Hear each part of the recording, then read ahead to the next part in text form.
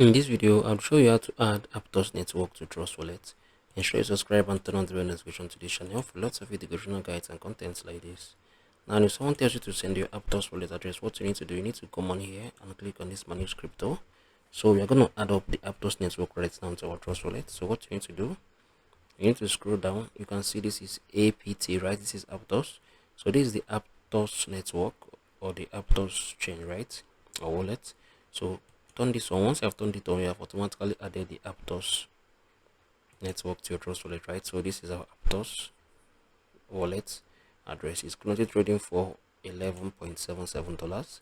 Now what you need to copy your wallet address. You need to click on this receive to copy your wallet address and send to the person, right? So this is how you can add the Aptos network to your Trust Wallet. If you find this video helpful, share your thoughts below in the comment section. I'll see you guys in the very next one.